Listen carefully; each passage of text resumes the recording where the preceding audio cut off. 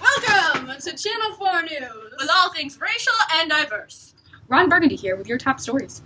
White girls across New York are joining together to protest about the state's recent measures to crack down on texting and driving. From April 10th to the 15th, troopers will be aggressively ticketing drivers caught using handheld devices, including the group's most unifying symbol, the iPhone. Currently on the scene of the New York City protests, our very own Brian Fantana. Thanks, Ron. I'm the Bri Man here on a college campus with some angry protesting girls. Girly girls, why is this protest meaningful to you? Well, we've never really had to worry about getting pulled over. My friend Brittany here just totally winked at the cop when he caught her snorting coke. We're just totally afraid of being profiled for our whiteness, and it's linked to texting. What exactly do you have to say in response to the fact that 81% of traffic stops in the city is for non-whites? Oh my god, this law makes our 11% go up to 13%, right? It's so totally awful. Why would you ever do that? Awful. I mean, 2%? What? Thanks for watching this interesting commentary, and now back to you, Ron, for the next. In other breaking news, Shakita Jones from PS 104 won the National Spelling Bee this afternoon. Her competitor, Sandra Smith from Worcester, Connecticut, was edged out due to her lack of cultural capital. Her clearly incorrect interpretation of the word occurred when she asked to hear it within a sentence, and its use for real bay, I'ma love you, disqualified her B-A-Y spelling. The National Board is now deliberating at the possibility of a switch between the Urban Dictionary versus the Oxford version. On to our next heartwarming topic, where does racism come from? To dive into this, we'll take it to Brian Fantana. Thanks, Ron. I'm here with Taylor. Hi, Mom! I'm Auntie. Who do you think is the person to point the finger at for racism? Well, that's an easy question. Duh. It's the individual. It's all based on their individual actions and their attitudes. They're the bad people. And people just need to learn to be more tolerant and accepting of others. All right. Have you ever heard of institutional racism, Taylor? No. Did you know that minorities have a lower life expectancy than whites? That they have higher infant mortality rates? They get paid less than whites even though they have the same level of education. They work just as hard and obtain the same degree as a majority member, yet they have smaller incomes. Why? Because of their race. What? No, that can't be true.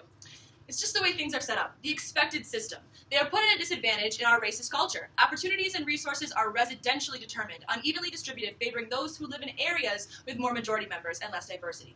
Generally, white neighborhoods are more potential to have safer streets, more health services, better health conditions, higher home values, and even better quality schools. Inner city schools with a higher population of minority kids have terrible conditions when compared to other schools. For example, East St. Louis, an inner city school, has some of the sickest children in America. These kids don't have the same chances or opportunities as majority kids, but it is not the people that are causing the racism. It's institutionalized. Back to you, Ron. It isn't just individual attitudes and actions that cause the racism we face. It is in the systems and accepted policies that we base our daily lives off of. It's all around us. Like the fact that an average freshman graduation rate for public school students by race in 2012 said that white students were expected at 85%, while Hispanics only at 76% and blacks at 68%. They aren't predicted to do well. How Somali students are recently under attack in St. Cloud schools in Minnesota, being fought and stigmatized based on their differences from one another. We support Miley Cyrus twerking and making a mockery of the black culture. It is not problematic because Miley is racist. It's problematic because of the culture and music industry we surround ourselves with. I'm Sham Kine with your top stories in sports. People are always stating that African Americans are naturally athletic. Why? Because they are black? What does that mean for white athletes who are just as skilled? Are they the exception to the rule? Since when did skin pigmentation determine our athletic ability or any skill at that? Apparently, a few Seahawks players decided that Wilson was not black enough.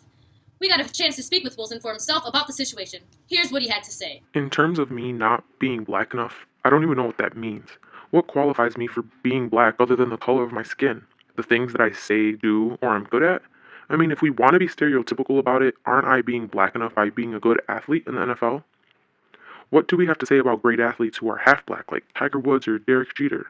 Are they the exception? By no means am I angry with this. I'm glad it got brought up. It's a chance for the rest of the world to stop minimizing our black men to just being athletic.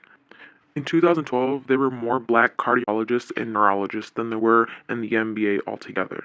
Just because the media portrays us as being just athletic doesn't mean that that's all we are. Black men are more than their skin color, the same as with any other race. Moral of the story is, kids, that race is not biological. That concludes our stories in sports. Now off to Brick with the weather. Good morning, San Diego. Our forecast for today all over America is cloudy with a chance of racism. Let's start on the West Coast and we'll look at Hollywood. At the Oscars and a red carpet scandal, Juliana Rancic referred to Zendaya's dreadlocks as a hairstyle that made her think she smelled like weed. I feel like she smells like patchouli oil. Or weed. Moving on to Duke University, officials were investigating a college student for hanging a noose in a tree. This image shows the racist act at this college, and students and faculty alike were outraged. Administration has found the culprit and is taking action. All over America, pay gaps are reaching an all-time high. Statistics from 2012 show that Hispanic or Latino women only earn 53% of what a white man earns. And in 2013, it was believed that whites were becoming the minority, as half of children under the age of 5 are whites, and minorities account for less than what we actually perceive, and we found the media portrays that they're all over the place, making us think that the white population is dwindling in comparison. In the Bronx, we spotted a girl fight over a stolen iPod. Somebody wasn't following the code of the streets. Ah, yes, Brian, that is not a code to be messed with. Well, that's all we got for you this morning on Channel 4 News. Be sure to stay tuned for The View coming up next. Stay racially diverse, San Diego!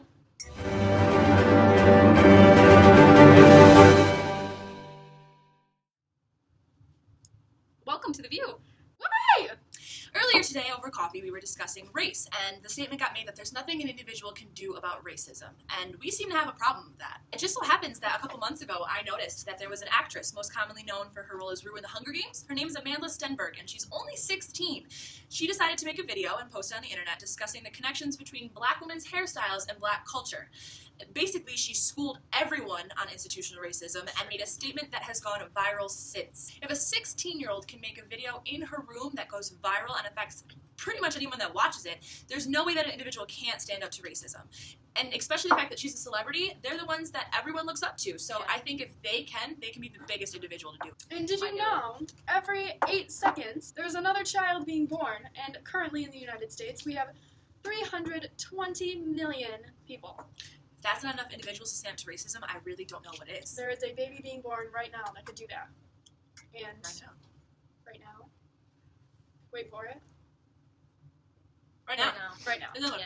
Speaking of individuals, did you guys see on Facebook those girls with the big lips? Hashtag is the Kylie Jenner challenge. Oh, yes. Yep. The issue that I have is that, large lips are something that black women are usually segregated for. They make racist comments and jokes, and that's something that they're depicted for. And now these girls want to make it a joke to get Facebook likes and do something that other people naturally have. Right. And racism isn't funny. It doesn't make me laugh. It's not something we can just take something from another culture and just put it on and be like, oh, now it's mine. We can't. Just because you filter something on Instagram doesn't take the racism out of it. Nope. And as individuals, I mean, as long as we don't laugh, we're taking a stand against racism just by doing that. I fully agree with you there. Oh, there's another individual that was just born to fight racism. Another one. And as a group, I think that we can say that there are things individuals can do against racism.